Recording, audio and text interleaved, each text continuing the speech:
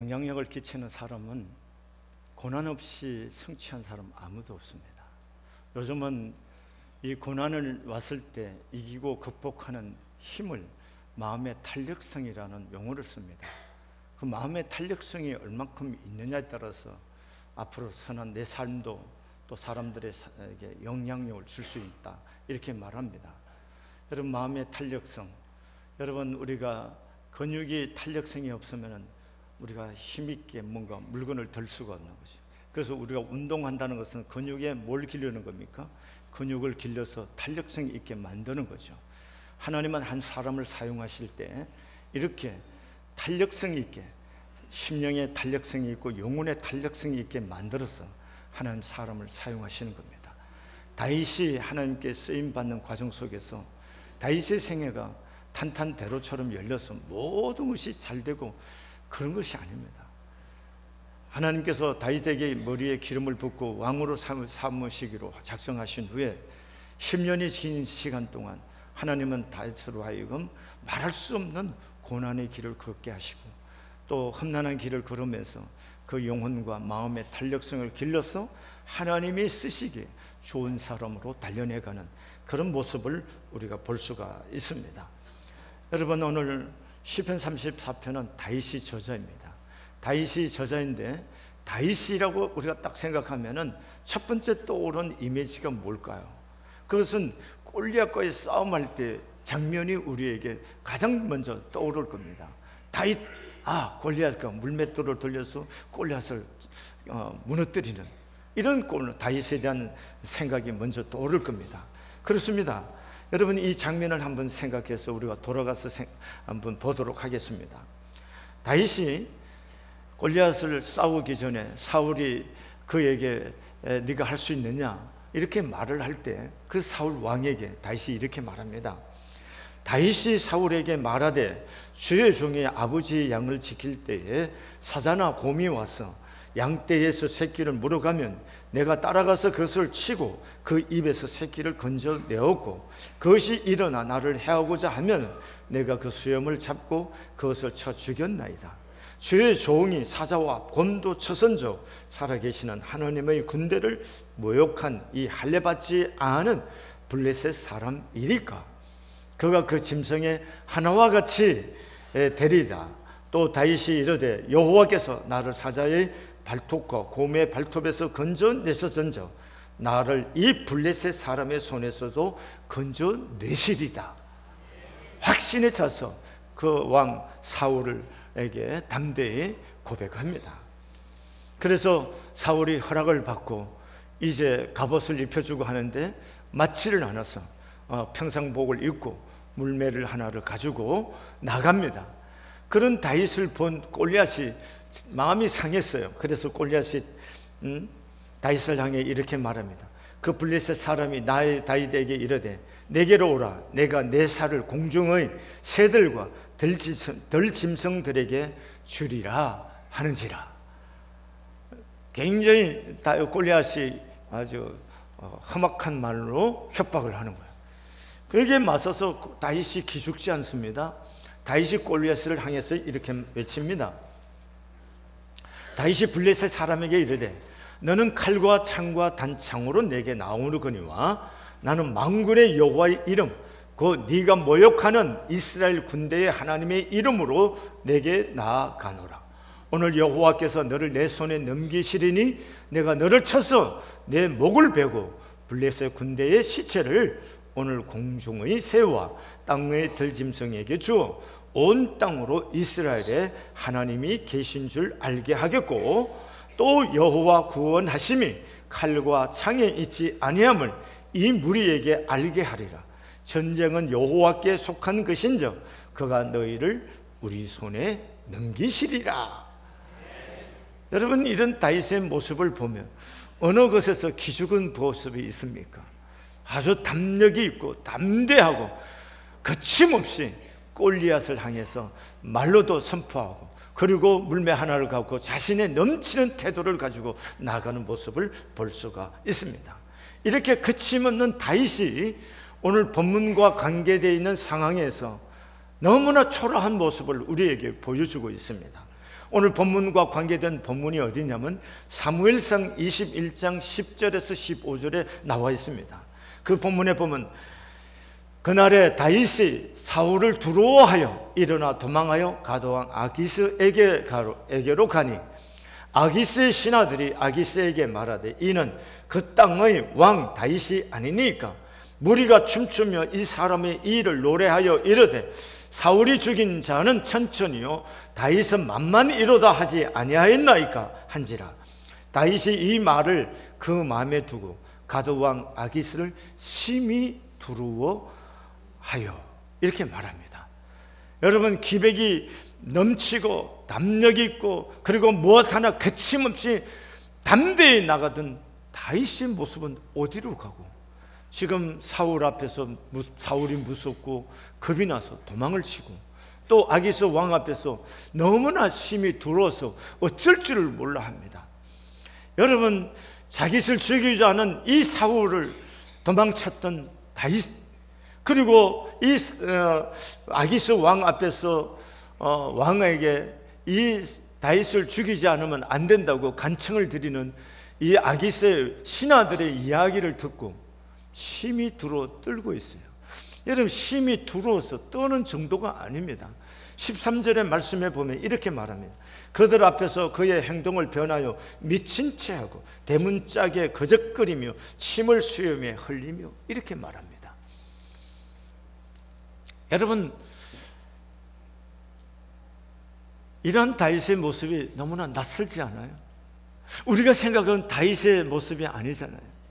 다윗은 언제나 담대하고, 그래서 골리앗 앞에 나갈 때도 너는 칼과 창과 단창으로, 나는 만군의 여호와의 이름으로 나가노라. 무엇 하나 꿀림이 없고 눌림이 없고 마음속에 주저함이 없이 나가던 다윗의 모습은 어디 가고 심히 두려워서, 너무 무서워서 침을 질질 흘리고 미친 채하고 거적거리에 뒹굴어 가는 이런 다윗의 모습을 상상이나 할 수가 있습니까? 여러분, 다윗도 이렇게 어떤 상황 앞에 두려웠다는 겁니다. 여러분, 우리가 살아가는 동안에 삶이 대로처럼 있고 열리고 모든 일들이 잘 되고 모든 사람들과 관계가 형통해서 그럼 얼마나 좋겠습니까? 그런데 우리가 살다 보면 삶이 꼬이는 거잖아요. 꼬여갖고 삶이 풀리지도 않고, 그래서 삶이 좌절하고, 그렇게 어떻게 살아야 되는지. 제가 가끔은 교인들을 보면 가끔은 이렇게 눈을 쳐다보고 마주보고 있어요. 가슴이 짠하게 아파올 때 있어요. 밤새도록 가서 일을 하고 그리고 예배를 드리고 이 시간에 와서 앉아서 밝은 눈으로 앉아있는 분들이 계십니다. 그것도 여자분들이. 그분들이 어린 시절에 이렇게 인생이 꼬일 거라고 생각이나 했겠습니까? 삶을 사는데 꼬인단 말이죠. 삶이 잘 안 풀린단 말이죠. 이랬을 때 우리는 도대체 어떻게 해야 되는지 말이죠. 예수를 믿는다고 여러분의 인생이 다 잘 열렸습니까? 예수를 믿기 때문에 여러분의 삶이 대로처럼 모든 일들이 다 형통했습니까? 그렇지 않잖아요.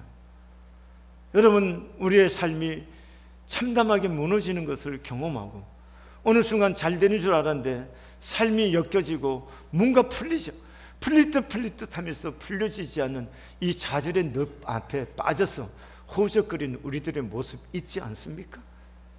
도대체 어떻게 해야 된다는 말입니까? 그래서 오늘 우리는 다윗을 보고 배우고자 하는 겁니다. 여러분, 다윗은 오늘 골리앗 앞에서와 같이 그렇게 처신을 하지 않았다는 겁니다. 오늘은 아기스 앞에서 어떻게 했느냐 하면은 사울 앞에서, 아기스 앞에서 처신을 다뤘습니다. 사울에게서는 도망을 쳤고 아기스 왕 앞에서는 뭐하냐? 침을 질질 흘리며 미친 채 하면서 거적거리에 뒹구는 이 모습을 연출하고 있는 거예요. 무슨 얘기하는 겁니까? 우리의 태도가 항상 골리앗들을 향하여 가는 다윗 모습만이 아니라 우리는 때로 사울에게서 도망치듯이 도망을 가야 할 때고 피해야 할 때도 있는가 하면은 때로는 우리는 뭐합니까? 미친 채 하며 자기 침을 질질하며 형편없는 자기 모습, 낮은 자리로 자기를 낮춰야 할 때도 있다는 겁니다. 그래서 전도서는 이렇게 말하는 겁니다. 범사에 기한이 있고 천하의 만사가 다 때가 있나니 울 때가 있고 웃을 때가 있고 있으며 슬퍼할 때가 있고 춤을 출 때가 있다, 이렇게 말하는 겁니다. 여러분, 오늘 우리가 이런 다윗의 모습을 비난할 수가 있겠습니까? 다윗도 다윗 자신을 비난하지 않았어요. 여러분, 이걸 아셔야 되는 겁니다. 우리가 언제나 뻣뻣하고 당당 이런 태도가 아닙니다.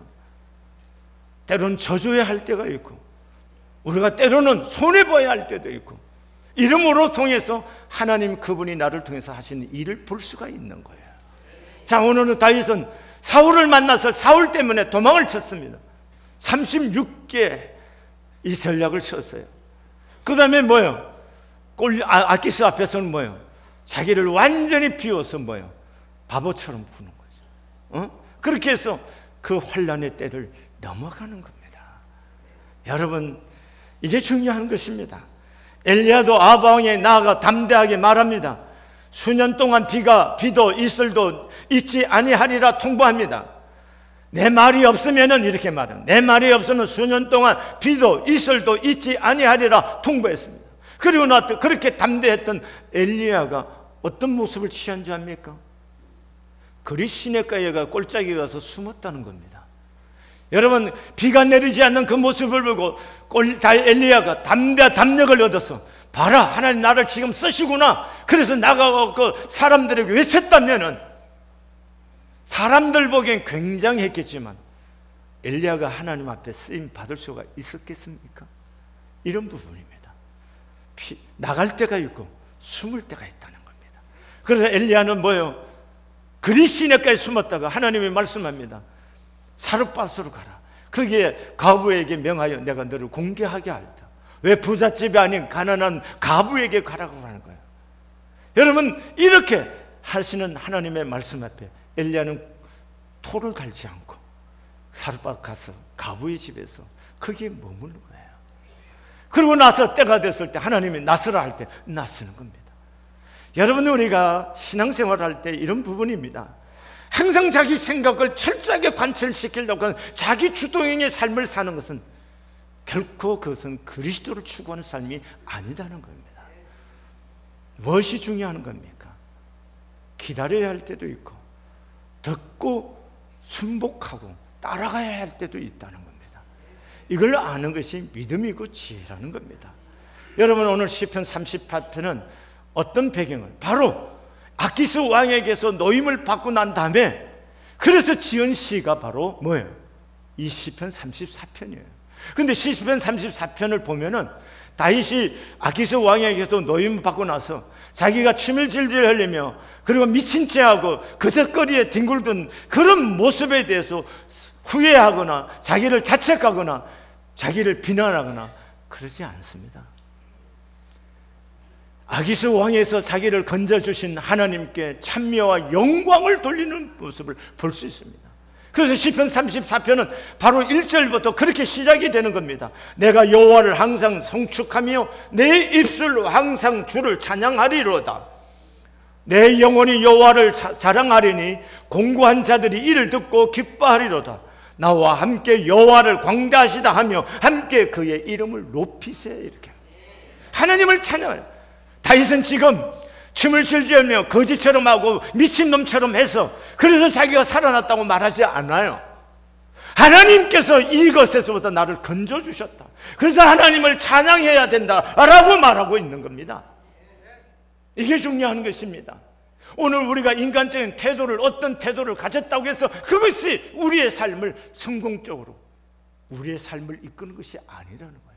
그것이 필요합니다. 그건 지혜라는 겁니다. 삶의 기술이고 지혜인 겁니다.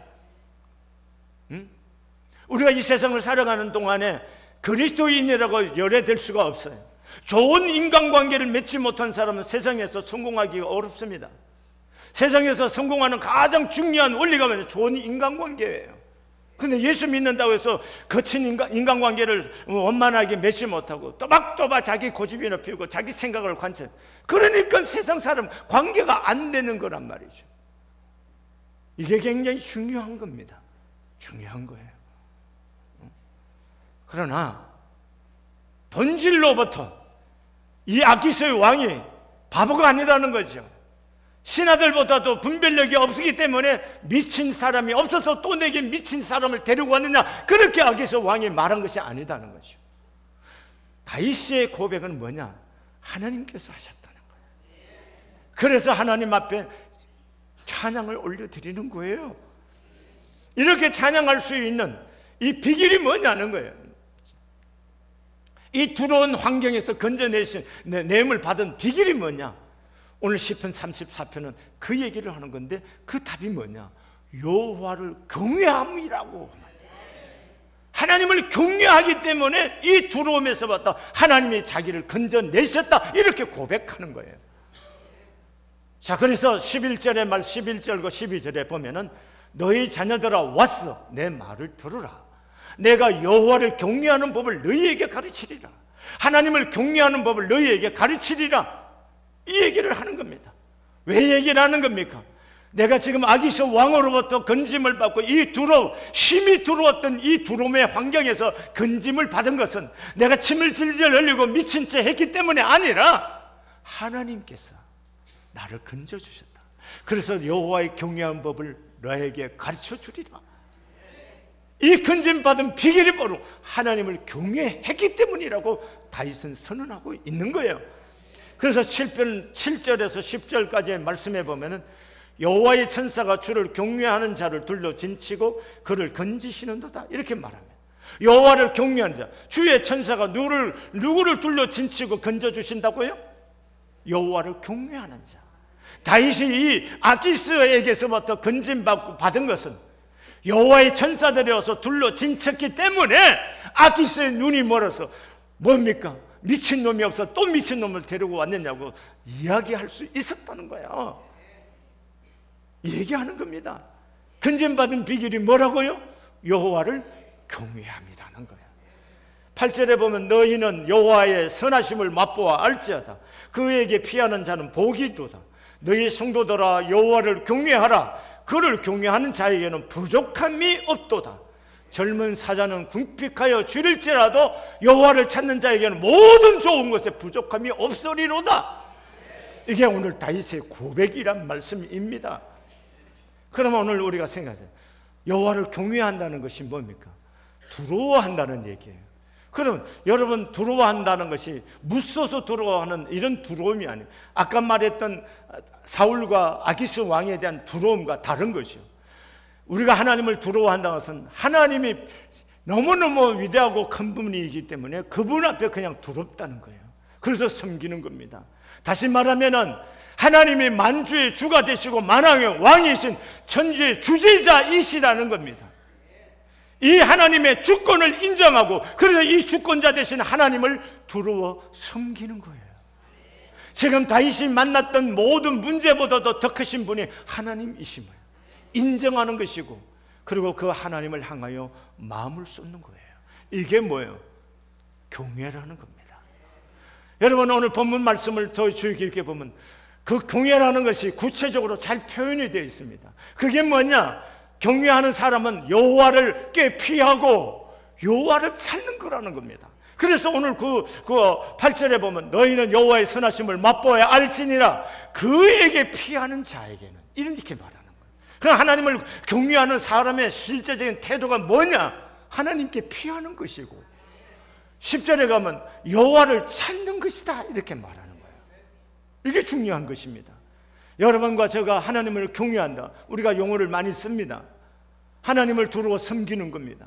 두려움으로 떨림으로 섬겨드리는 거예요. 섬기는 거예요. 여러분, 오늘 우리가 하나님이 주인이시긴, 만주의 주가 되시고 내 인생의 주인이심을 두려움으로 섬기는 거예요. 그럼 섬김이 구체적으로 나타날 삶의 자리가 뭐예요? 하나님께 우리의 삶이 피해야 되는 거고 그를 찾아야 된다는 거예요. 이게 중요한 것입니다. 그럼 그에게 피하고 찾는 삶이 구체적으로 오늘 어떻게 표현되느냐 하면은 4절과 6절이 있습니다. 4절 시작. 내가 여호와께 간구하며 내게 응답하시고 내 모든 두려움에서 나를 건지셨도다. 이 공고한 자가 부르짖음에 여호와께서 들으시고 그 모든 환난에서 구원하셨도다. 하나님께서 나를 통해서 일할 수 있는 방법이 뭘까요? 그게 뭐예요? 오늘 간구하고 부르짖는다는 거예요. 그게 뭐예요? 하나님이 내 삶 속에 개입하게 하시는 거예요. 아멘이세요? 그럼 한번 생각하세요. 오늘 주일이 돼서 예배하러 오신 여러분, 예배를 드린다는 것, 이 행위 자체가 너무 놀랍고 축복된 것입니다. 그런데 오늘 와서 예배 1시간 들어주고 가고 나머지 시간은 내 시간이고 내 삶이라고 생각한다면 하나님과 아주 먼 곳에 있습니다. 신앙이란 게 도대체 뭐냐는 거예요. 신앙생활이라는 것은 신앙과 생활이 합쳐진 거잖아요. 그렇다면 신앙생활의 가장 기본이 뭐냐? 그건 다른 말로 표현은 기도생활이라는 겁니다. 기도생활이 없이 신앙생활이 이루어질 수 있다? 사실은 아닙니다. 여러분 이걸 아셔야 되는 거예요. 여러분 우리가 기도생활을 할 때 내 삶 속에 구체적으로 하나님이 나와 함께 계시고 내 일을 간사하시고 나를 인도하시고 내 삶을 만지시는 그것을 경험하는 비결이 뭐냐? 기도라는 겁니다. 오늘 다윗이 침을 질질질 흘리고 거저떡에서 뒹굴고 미친 채 하는 것, 그 행위 속에만 있는 거 아니란 말이죠. 그가 그러고 있는 동안 심령으로 뭘 했겠느냐는 거예요. 오늘 본문의 4절과 6절에 뭐 했다는 거예요? 하나님 앞에 온 마음을 쏟아 부르짖었다는 거예요. 간구했다는 겁니다. 그래서 그 하나님이 나를 건져주셨다, 두려움에서 나를 건져주셨다, 이렇게 말하는 거예요. 여러분 기도는 누구를 위해서 하는 거 아니에요. 내 자신을 위한 겁니다. 내 자신의 삶을 위한 거예요. 여러분 제가 여러분 물어보겠습니다. 3만 일이라고 생각했어요. 우리 인생이 3만 일, 3만 일이면은 대체로 한 90세쯤 사는 거라고 볼 수 있어요. 그러면 여러분 지금 며칠 살았을 것 같아요? 뻔한 거잖아요. 여러분 나이에다가 365일을 곱하면 되는 거니까 얼마나 사는 게 계산이 나오죠. 그럼 이제 3만 일이라 생각하면 얼마나 남았는지도 답이 나오죠. 나옵니까? 이 시간 동안 우리 하나님과 동행의 삶, 하나님이 내 삶 속에 계셔서 그분이 하신 일을 우리가 맛보며 살려고 하면 우리가 뭘 해야 될까요? 오늘 다윗이 한 것처럼 기도라는 겁니다. 오늘 우리의 마음의 탄력성을 길러서 고난이 올 때 그 고난을 이기고 문제가 왔을 때 문제를 극복해 갈 수 있는 그리스도인의 가장 강력한 마음의 탄력성을 기르는 힘이 뭐냐면 기도라는 겁니다. 기도 말고 또 우리의 힘을 기를 수 있는 게 뭐가 있겠습니까? 여러분이 기도하지 않고는 답이 안 나오는 겁니다. 답이 안 나와요. 여러분 우리 오르간 연주하는 우리 윤석이 형제가 이제 곧 노르웨이로 유학을 합니다. 앞으로 우리 한국을 대표해서 위대한 음악 젊은 연주자로서 각광을 받고 있고 지금 아주 금남세 씨랑 같이 협연을 하고 지금도 잘 나갑니다. 그런데 노르웨이를 유학가요. 우리 윤석이가 중학교 때부터 반주했지. 2부 반주. 2부 때부터 반주를 하면서 말씀을 들으면서 그리고 기도했습니다. 대학을 갈 때, 고등학교 때 음악을 할 수 있지 않았어요. 음악할 수 있는 환경이 아니었습니다. 근데 요강이 서울대학교 요강이 바뀌었습니다. 윤석이가 갈 수 있는 요강으로 확 바뀌었다는 거예요. 아무도 좋아하지 않으시네요. 나는 너무 좋아하고 감사하고 행복했는데 왜 그랬었게 됐을까요? 그 기간 동안 고등학교 3년 내내 하나님 앞에 나와서 기도했고, 아멘 안 하시죠? 그런데 그 요강 자체가 바뀌었다는 거예요. 아멘이세요? 이번에도 사실은 교수가 나이가 너무 많고 여러 환경이 갈 수가 없었어요. 그런데 새벽마다 아버지 엄마 셋이 나와갖고 하나님께 기도했어요. 그런데 놀랍게 그 학교가 입학을 허락해주고 초청했다는 거예요. 아멘이세요? 여러분 기도라는 게 그런 겁니다. 우리가 하나님을 경외한다. 어떻게 경외하느냐고요. 어떻게? 하나님을 두려워해요. 하나님을 진정으로 두려워하면 하나님께 나가서 기도하는 거예요. 이것이 우리가 하나님을 두려워 경외하는 방법이에요. 내 삶에 막혀있는 담을 열고 삶의 문제를 풀어갈 수 있는 답이 그 속에 있다는 것입니다. 여러분, 이게 중요한 겁니다. 그런데 오늘 본문에 시편 34편에 보면 다윗이 골리앗과의 삶을 문제를 풀어갈 때와 또 다른 방법으로 하나님을 경외하는 표현을 다르게 하고 있습니다. 하나님을 경외할 때 다윗은 담대하게 하나님이 만주의 주가 되신다는 것을 만입으로 선포하며 강하고 담대하게 나갔어요. 그런데 오늘 골리앗의 문제 오늘 아기스 왕 앞에 갈 때 하나님을 경외하는 표현을 담대하게 입술로 그렇게 선언하면서 하지 않았다는 거예요. 이게 놀라웠다는 겁니다. 어떻게 표현했느냐? 성경 오늘 18절 말씀에 보면 이렇게 표현합니다. 여호와는 마음이 상한 자를 가까이 하시고 충심으로 통회하는 자를 구원하시는도다. 무슨 얘기하고 있는 겁니까?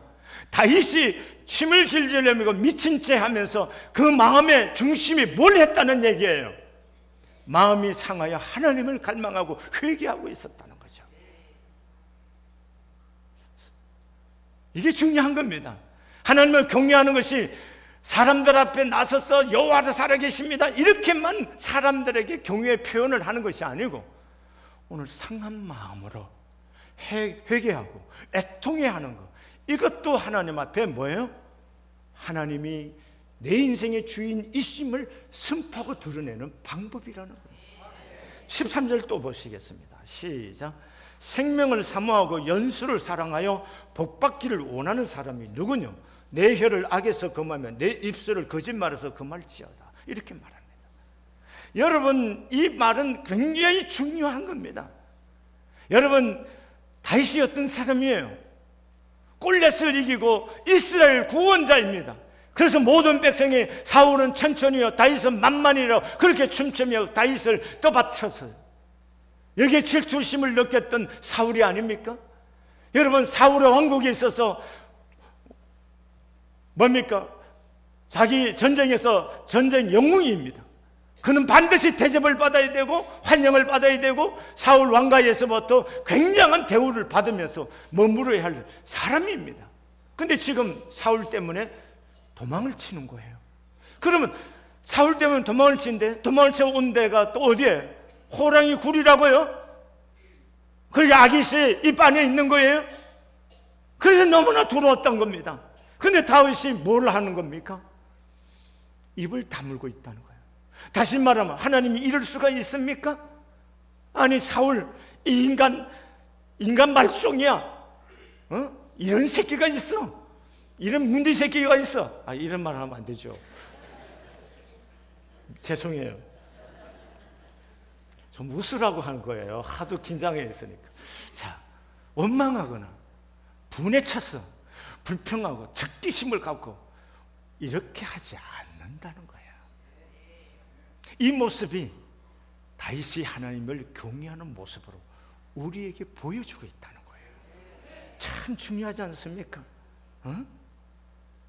여러분, 상한 마음으로 원인을 바깥에 돌리고 저 사람에게 돌리고 원망하고 이런 것이 아니라 마음 아파하고 회개하면서 입을 다물고 하나님 앞에 기도하는 이 다윗, 이게 뭐예요? 하나님을 경외하는 모습이라는 겁니다. 오늘 우리가 신앙생활 할 때 보인다고 다 말하고 살 수가 없잖아요. 감정이 있다고 다 느낀 대로, 내가 이성이 있다고 다 분별하고 판단한다고 말하고 사는 거 아닙니다. 진정으로 하나님을 경외하고 두려워한다면 하나님의 손에 맡기는 겁니다.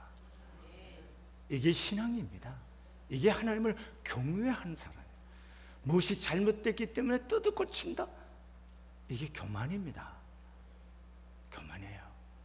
오늘 다윗처럼 자기를 가장 미천한 곳에 두고 침을 흘리며 미친놈처럼 거적대기에서 뒹구르면서도 그러면서도 온 마음을 쏟아서 하나님을 향해서 갈망하고 기도하고 입을 닫고 하나님의 뜻을 구하는 이것이야말로 진정한 하나님의 경외하는 하나님의 사람의 모습인 줄로 믿습니다. 오늘 살아가는 여러분과 제가 힘겨운 일을 만날 때 입 좀 다무는 법부터 배우고, 그리고 하나님 앞에 온 마음으로 하나님과 단독으로 서서 하나님과 씨름할 수 있는 그런 영적인 하나님의 사람들로 세워져 갈 수 있기를 소원합니다. 기도하시겠습니다.